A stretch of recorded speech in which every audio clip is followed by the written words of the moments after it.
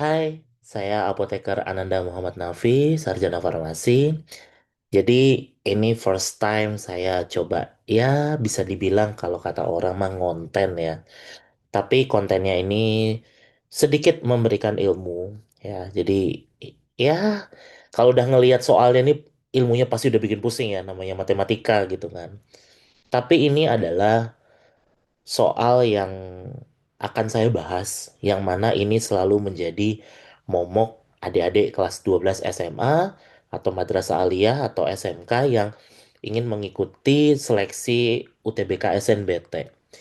Jadi ini salah satu soal dari PK ya, pengetahuan kualitatif atau kuantitatif itulah.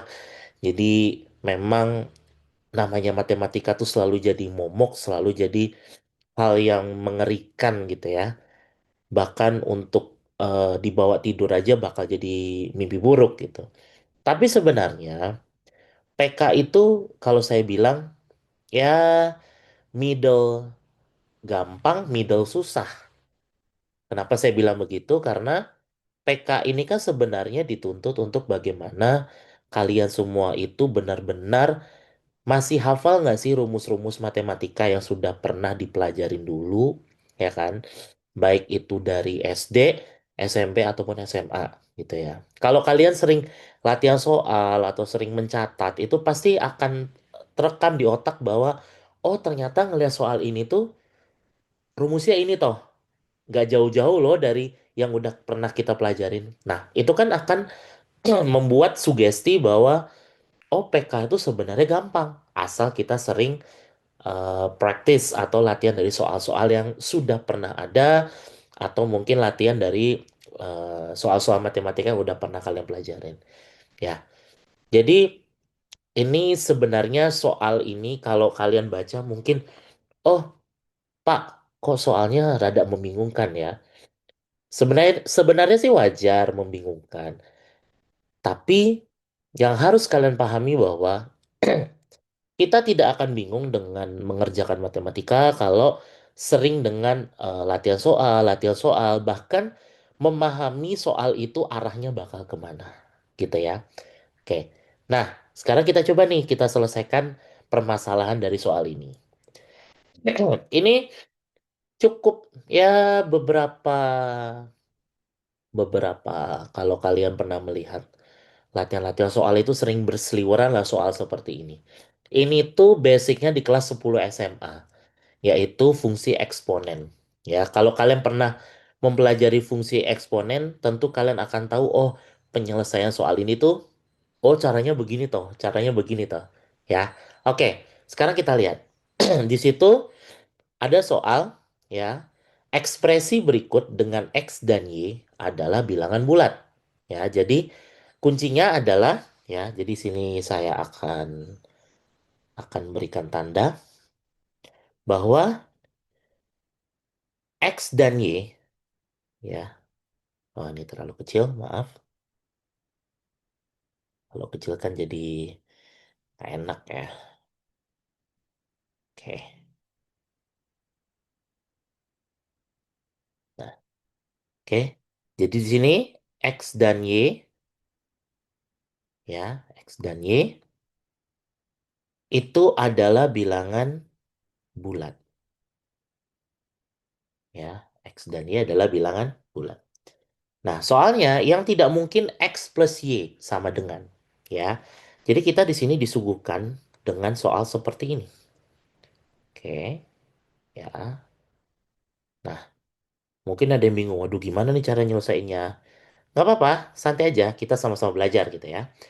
Jadi soalnya begini, 3 pangkat X plus 4, ya, ditambah 3 pangkat X plus 2, ditambah 3 pangkat X per 455 sama dengan 3 pangkat Y plus 2 dibagi 5.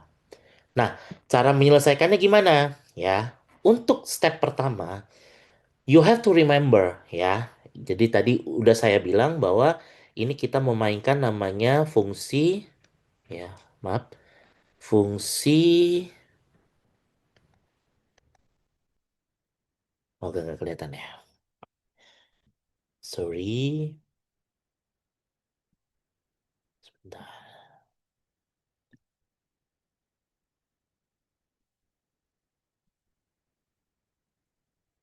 Ya, jadi di sini kita memainkan yang namanya fungsi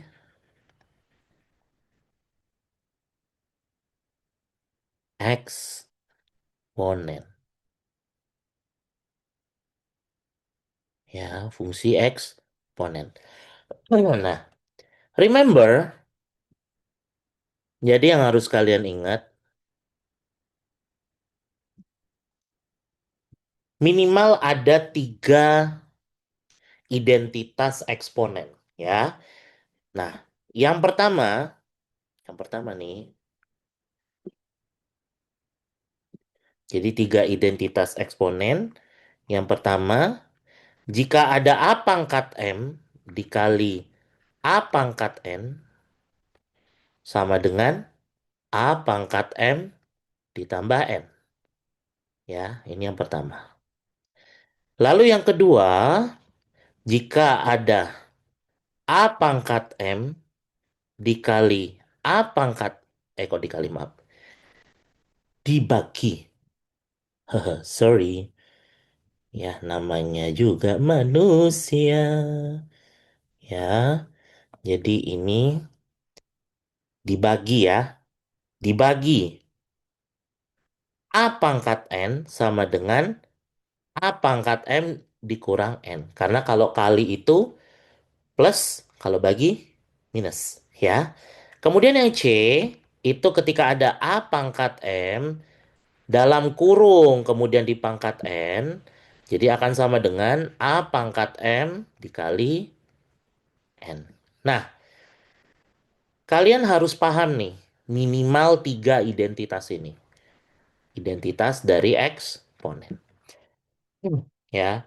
Jadi sebenarnya di identitas eksponen itu ada beberapa. Cuman yang untuk terkait soal ini, at least paling kalian harus pahami tiga ini. Ya. Nah, sekarang kita coba kerjakan. Nah, ada tiga identitas. Nah, kira-kira soal ini akan pakai yang mana? Oke, sekarang kita coba. Ketika ada soal 3 pangkat X plus 4, ya, ditambah 3 pangkat X plus 2, maaf ini kurang kelihatan, ya, ditambah 3 pangkat X per 4, 5, 5 sama dengan 3 pangkat Y plus 2 per 5. Nah, oke, sekarang kita lihat di sini. Nah, ini kan pangkatnya plus nih, guys. Nah, kalau plus, berarti sesuai dengan tiga identitas eksponen ini, mana yang harus kalian pakai? Yats, betul. Kalau plus, pasti kita pakai yang pertama. Ya. Nah, di sini kan plus, ya, plus. Itu kan dari A pangkat M dikali A pangkat N. Nah, kita anggap saja nih, si X ini adalah M, 4 ini adalah N. Kita misalkan seperti itu. Ya, berarti jadi 3 ini kasih kurung, pangkat X, ya, dikali 3 pangkat 4. Ya kan akan jadi X plus 4. Ya, 3 pangkat X dikali 3 pangkat 4. Ini saya kasih kurung lagi biar dua lapis, ya. Plus dalam kurung lagi 3 pangkat X dikali 3 pangkat 2, pangkat 2.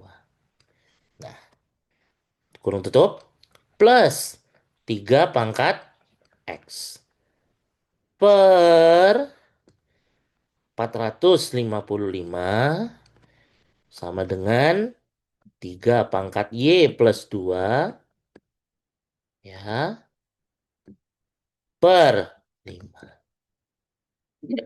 Oke. Nah, kalau sudah, sekarang kita mainkan. Nah, di bawahnya nih.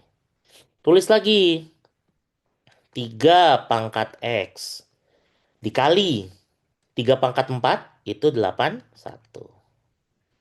Nah, oke. Plus 3 pangkat X dikali 3 pangkat 2 itu 9. Plus 3 pangkat X. Nah, per. Ya, per nih. Oke. Nah, 5 itu bisa kita pindah ke sebelah sini. Set.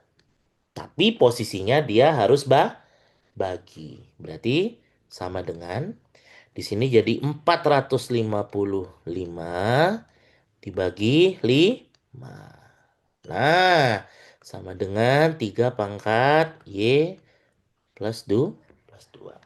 Paham ya? Jadi 5 itu bisa dipindah ke sebelah kiri. Tapi posisinya 5 itu dibagi dengan 455. Ya, jadinya terlihat seperti ini. Oke.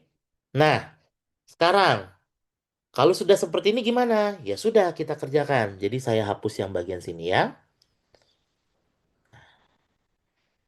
Oke, saya hapus bagian sini.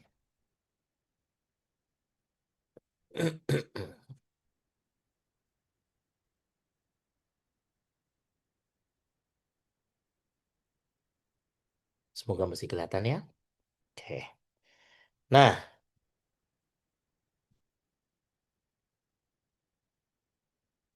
oke. Ya, sekarang kita tulis lagi sini.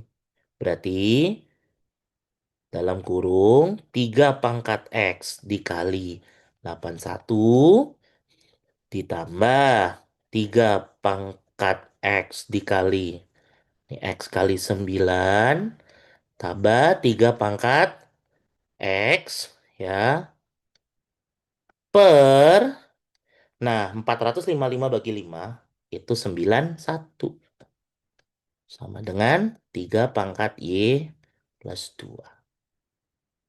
Nah, oke. Nah, sekarang kalian lihat nih. Di sini 3X-nya ada 3. Nah, kalau permasalahannya seperti ini, kita gabungkan jadi satu. Ya, jadi 3X, ya kan, dalam kurung atau dikali, kita tulis lagi. Nih, 81 ditambah 9. Nah, karena 1 3X-nya ini nggak ada angka yang mengikuti, kalau ini kan ada angka, ada 81, ada 9. Berarti kita anggap dia satu. Dibagi 9, 1. Sama dengan 3 pangkat Y plus 2. Oke, paham sampai situ ya? Ya sudah, berarti ke sana kita tinggal masukkan di sini. Berarti 3 pangkat X kok sorry. Kurung 81 tambah 9 kan 90. 90 tambah 1 91 per 91. Nah, sama dengan 3 pangkat Y plus 2. Udah tuh. Karena kali kan sok dicoret weh. Kan enak. Ya. Jadi sisanya tinggal 3 pangkat X sama dengan 3 pangkat Y plus 2.